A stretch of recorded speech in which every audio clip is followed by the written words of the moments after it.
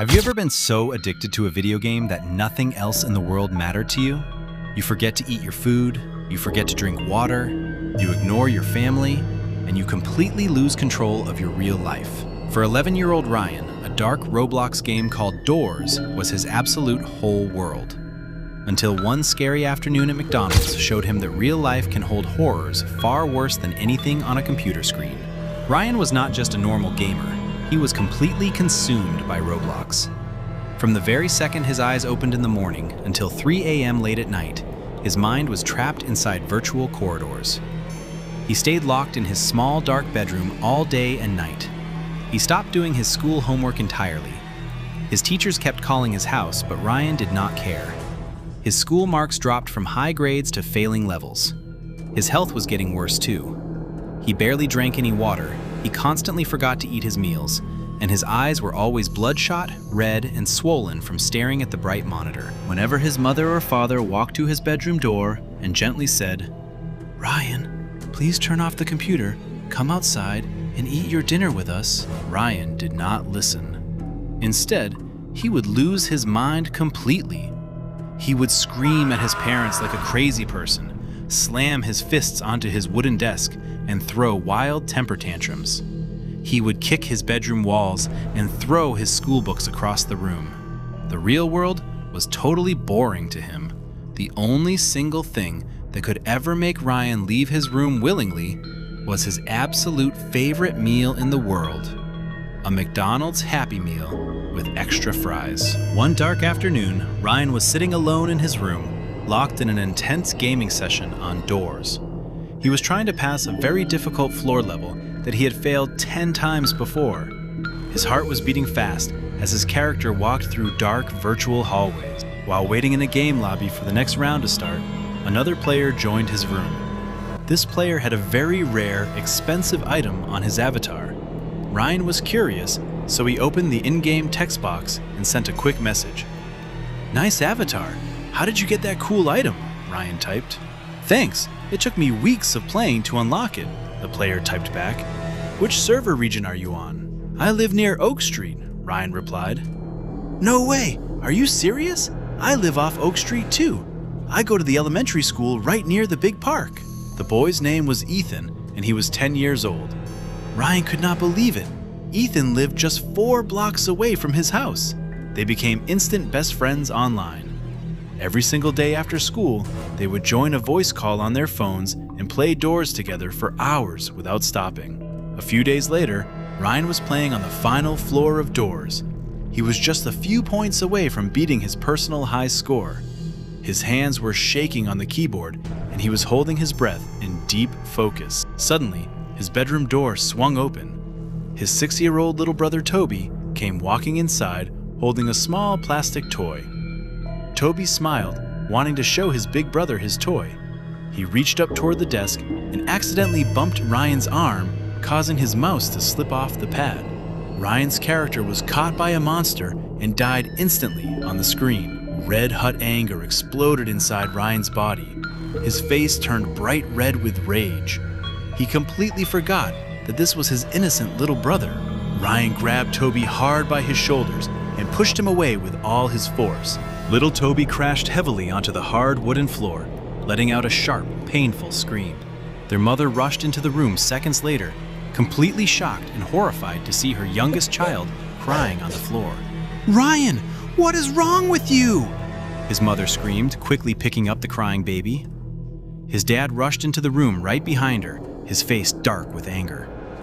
He walked over to the desk, reached down, and yanked the computer power cord straight out of the wall socket. The monitor flickered out and went pitch black. Ryan went completely out of control. He shrieked at the top of his lungs, kicked his desk so hard a drawer broke, picked up his expensive gaming headphones, and smashed them against the wall. Seeing how dangerous and out of control Ryan had become, his parents decided he needed an immediate break from the house. "Get your shoes on right now," his mother demanded firmly, holding crying Toby. "We are going to McDonald's for dinner as a family, and you are not touching a single screen for the rest of the day." Hearing the word McDonald's, Ryan's extreme anger slowed down just a little bit. While his parents were getting Toby packed up in the living room, Ryan secretly pulled out his mobile phone and sent a fast text message to Ethan. "My parents are dragging me to the McDonald's on 5th Street right now for a Happy Meal. Can you ask your mom to bring you?" Ethan messaged back almost instantly. "My mom said yes. We are getting in the car right now." A short while later, both families arrived at the bright McDonald's restaurant. Ryan and Ethan were thrilled to finally see each other face to face in real life. They sat together at a table and ate their Happy Meals quickly, talking endlessly about Roblox strategies and game secrets. After finishing their food, the two boys begged their parents to let them go inside the giant indoor PlayPlace. "Go play and be normal kids for once," Ryan's mom said with a tired, sitting down at a nearby booth to talk with Ethan's parents. Ryan and Ethan kicked off their shoes, stuffed them into the small shoe cubbies, and ran straight into the giant plastic play structure. The PlayPlace was massive. It was filled with tall climbing ropes, bright yellow and blue plastic tubes, and a giant red spiral slide positioned near the far back wall.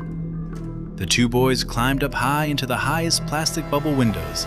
They played a game of tag, running through the tunnels and pretending that the dark turns in the plastic structure were full of dangerous monsters from doors.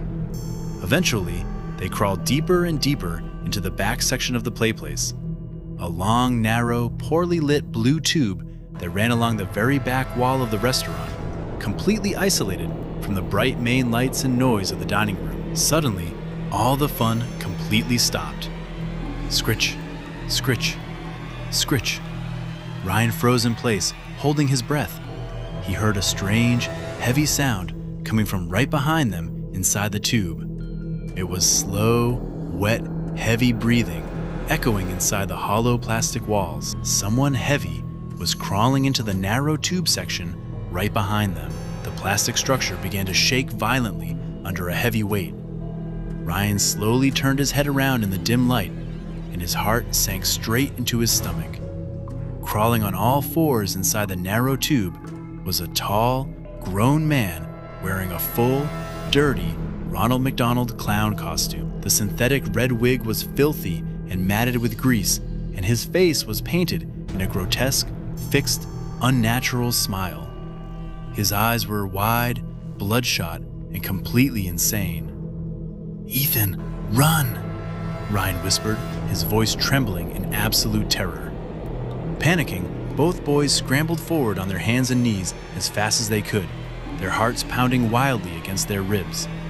But the man in the clown suit moved with shocking speed inside the narrow space. He lunged forward with a long arm encased in a dirty white glove, and his large fingers clamped tightly around Ethan's ankle. Ethan let out a blood-curdling shriek that echoed off the plastic walls. "Ryan, help me! He's dragging me back!" The man began pulling Ethan backward toward a small maintenance hatch built into the rear panel of the tube wall. Ryan did not run away or abandon his friend. Driven by pure fear and adrenaline, Ryan turned around, reached out, and grabbed both of Ethan's hands, pulling back with every single ounce of strength in his 11-year-old body. "Let him go!" Ryan shrieked at the top of his lungs. Using the curved wall of the plastic tube for leverage, Ryan reared his leg back and kicked his heavy, socked foot directly into the clown's face as hard as he could. The hard blows slammed straight into the man's nose, catching the attacker completely off guard and forcing him to drop Ethan's ankle for just a split second. "Jump down the slide, now!" Ryan screamed. Both boys threw themselves headfirst down the steep spiral slide, shooting out fast onto the soft, padded floor mats below. They tumbled into the main dining room crying, gasping for air, and weeping hysterically. "Mom! Dad! Help! There's a man in a clown suit in the tubes! He tried to take Ethan! Ah!" Ryan screamed to the entire restaurant. The entire McDonald's building descended into total chaos. Parents gasped in horror, and hearing the children's screams, the store manager immediately hit the emergency lockdown button on the front doors and called 911. Terrified parents rushed into the play area to pull their own children out of the structure.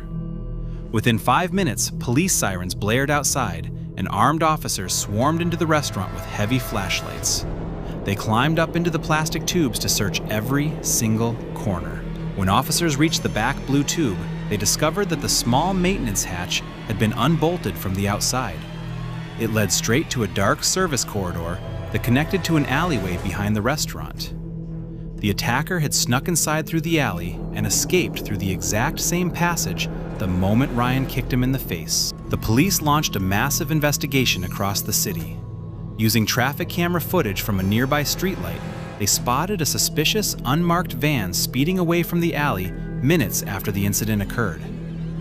2 days later, police tracked the vehicle to an old, abandoned house on the edge of town. SWAT teams raided the property and caught the suspect inside. In his basement, investigators uncovered the dirty clown costume, heavy tools, and detailed drawn maps of several fast food play areas across the state, proving he had been stalking indoor playgrounds for a long time. He was arrested immediately and sentenced to prison for life. That horrifying day completely changed Ryan's life forever. He never logged into Roblox ever again. The moment he returned home from the police station, he asked his father to take away his gaming computer, delete his accounts, and throw away his setup. Every time he closed his eyes at night to sleep, he no longer thought about video games. He saw that dark plastic tube and that terrifying, painted face smiling at him in the shadows. Ryan learned his lesson in the most terrifying way imaginable. He stopped his temper tantrums, began listening to his parents, and valued his real-life friendship with Ethan above everything else, knowing that real monsters do not live on computer screens. They hide in the places where you least expect them.